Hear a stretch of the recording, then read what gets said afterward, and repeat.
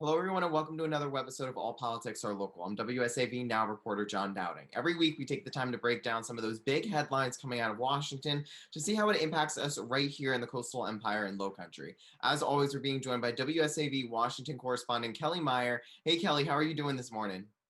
I'm doing great, John. Thank you for having me. You got one more week until the big day, Kelly. I know we are. Can you believe it? No, I cannot. I'm definitely drinking coffee this morning, but a lot has been going on. Just last night, news broke, and we are seeing that the Supreme Court is back to 9 justices on the bench. Last night, Amy Coney Barrett was confirmed in a party line vote in the Senate. Kelly, tell us a little bit more about that. I know you were up last night following the vote, following the proceedings, and all of the hearings the weeks before. So tell us a little bit more about what was going on.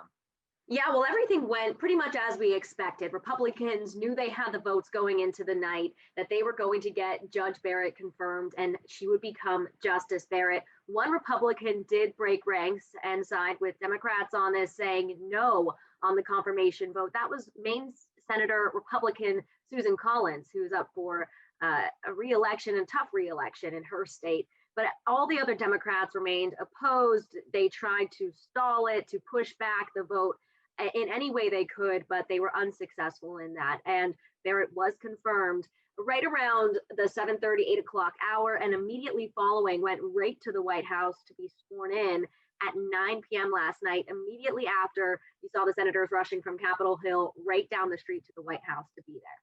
So wow, it was a busy night. And I mean, Republicans pulled it off. They were able to do the quickest confirmation for a Supreme Court justice in history. And with just 8 days until the election. Exactly. So they really were able to pull that off. I mean, like you said, there really wasn't anything Democrats could do. I mean, after Lisa Murkowski flipped ranks and, decided she would vote for her, I mean, that really just created a bigger gap, and there really wasn't anything Democrats could do at all. Exactly. And, I think that Democrats had tried to push back during the confirmation hearing, during the vote out of committee on Thursday. They didn't show up, trying to boycott and show that they didn't approve of this process, saying it was a sham, it was too rushed. But every attempt, or as Republicans say, their tactics, were not successful, and they weren't able to stop this from going forward. And she was confirmed. But I do know this. There's nothing exotic about Judge Barrett. She's as mainstream as it gets from our side of the aisle. And when it comes to people outside of politics looking at her, it was universal.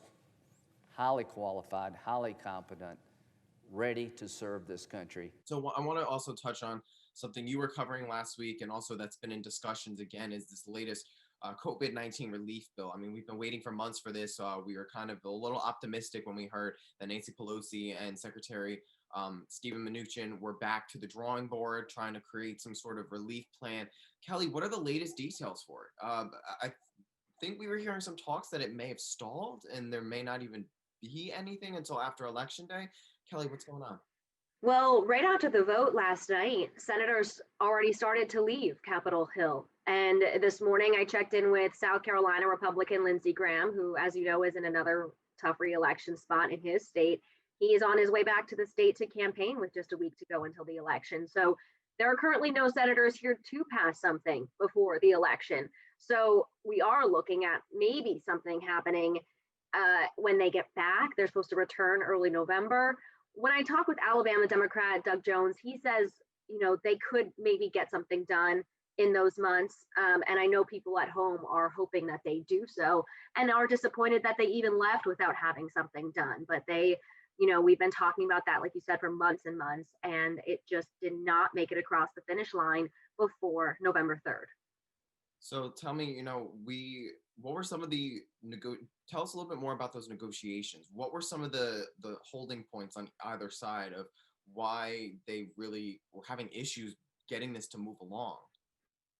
I mean, it definitely was a big part with the number, with the total price tag for this. That was a big part of it, especially in the beginning. And then there was some policy points of who it was going to, who was getting the money. That definitely came down to it, state and local funding, or liability protections on the Republican side for businesses.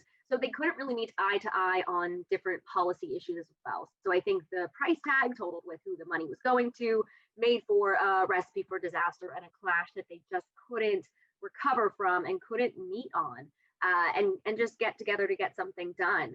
We knew that Treasury Secretary Stephen Mnuchin was coming to the Hill, or at least on the phone with Speaker Pelosi in the last couple weeks. But it seemed like it was successful and that it was progressing in the right direction. But it just didn't make it.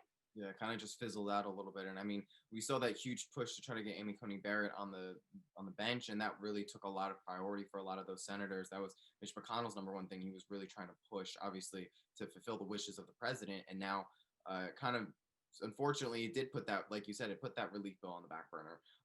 And also, too, I want to really quickly touch on, some news from last week. We had the last presidential debate of 2020 take place, a much more civil, a much calmer, a much more organized and controlled debate, definitely because of the expert, amazing moderator that they had last week, Kristen Walker from NBC News. She was able to really control both of the candidates and really created a discussion, especially also to bringing up a conversation about race in America and what different people of color in America are going through. So Kelly, tell us a little bit more about the debate. How did some of our lawmakers feel about the president's performance?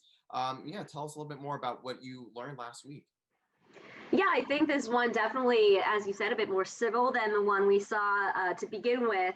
And I know that one had reaction from both sides of the aisle that they were disappointed in how it went. That was the first debate. Now with this one, we really got to dig into some of the policy issues, really got to understand where both candidates stand, whether or not it makes a difference. Many of the people watching already know if they're Team Biden or Team Trump, but there may be some things that stood out. I know the discussion about climate change, when that topic came up, and former Vice President Joe Biden got into his stance on oil and fracking and things like that. That might mean a lot to people in states like Pennsylvania and battleground states. So, and I know the president is playing on that this week as he campaigns there. So there are pieces from that debate that are being taken to the trail this week, but we already have people early voting. We have people that already cast their ballots. So it's really interesting timing for that debate on whether or not it makes a difference, but there's still plenty of time left until November 3rd. Plenty of time, meaning a week, for people to get out there and decide. But, there is still that time left for people to get out there and make their choice. Yeah, you're definitely right about that. I mean, here in Georgia alone, we've had, I want to say maybe about over 2.5 million people who have done early voting already in the state.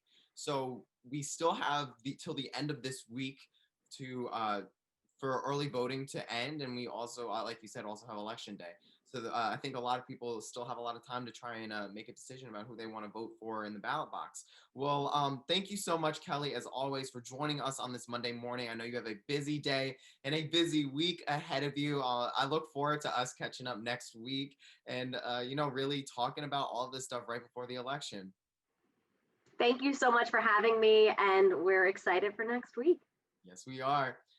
As always, you can catch up on previous episodes of All Politics Are Local on our website. Just go to wsav.com/allpoliticsarelocal. And you can see more of Kelly's stories and the rest of our Washington team on our website. Just go to wsav.com/Washington. Thank you so much for watching. I'm John Dowding. We'll see you again next week on All Politics Are Local.